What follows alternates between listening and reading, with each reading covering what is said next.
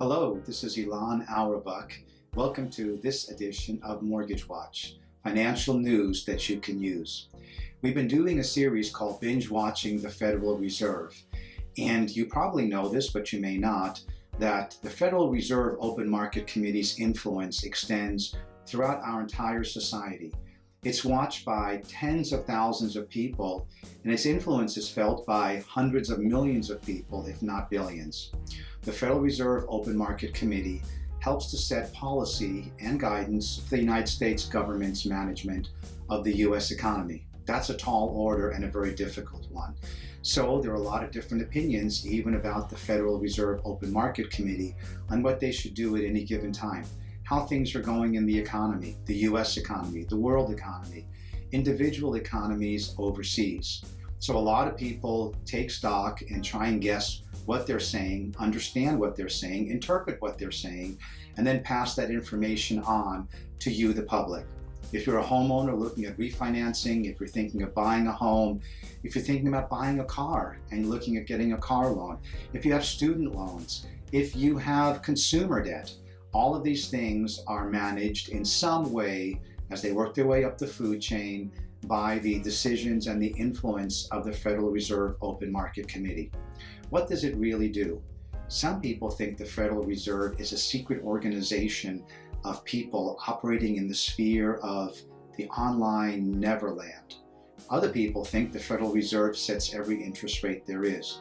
The truth is really not those. The Federal Reserve Open Market Committee manages monetary policy, and in doing that, they try to get a handle on what's going on in the society, in the U.S. economy, and in the world economy, as I mentioned earlier.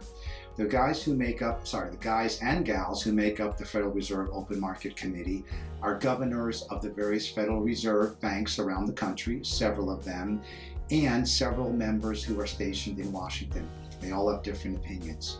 The dot plot was an attempt by the Federal Reserve to kind of put some numbers or a graph to what they were going to do, so that each Federal Reserve Open Market Committee voting member was going to give their opinion of what might happen, and those opinions were going to be put on a graph of interest rates.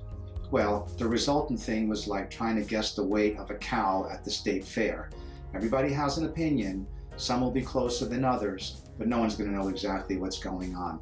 Hey, that's why it's economics.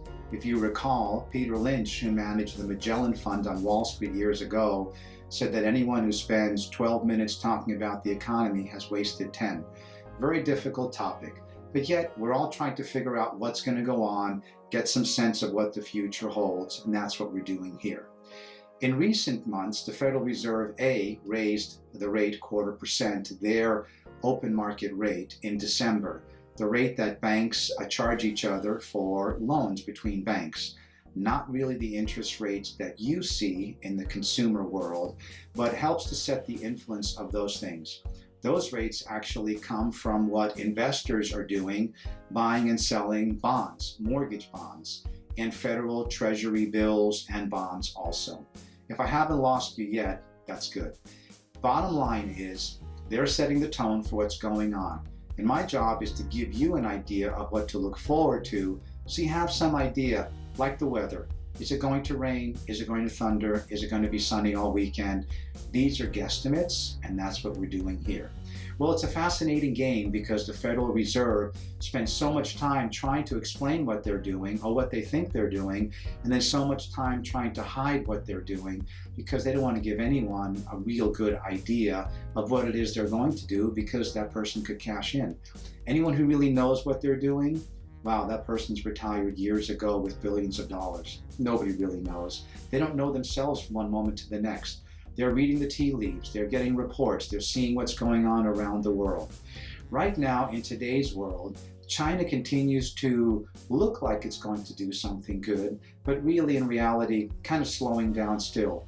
Their growth rate is just not going to be what it's been in the past. The U.S. economy is strong, and it looks like more people are at work, which is a positive sign. But we still have so many people who are out of work from years ago who have not really gotten back into the workforce. Bottom line is, the Federal Reserve is going to keep things as they are for probably the rest of the year. That means if you're looking to do any of the financial actions where you would be involved with interest rates, and that is borrowing money for a home, buying a home, refinancing, car loans, consumer debt, student loans, we can expect rates to pretty much stay the same. Yes, they'll be going up and down and there'll be excitement about that, but they'll be pretty much the same. The stock market is probably going to stay pretty much in the same range also. It needs to have a feeling that the economy is doing better for people to really make bigger bets on the economy. I'll keep you posted on all this, but I thought you'd like to know what goes on behind the scenes at the Federal Reserve, and that's why we're binge watching them right now in this series. Thanks so much for tuning in. I'm Ilan Awerbuch, and this is Mortgage Watch.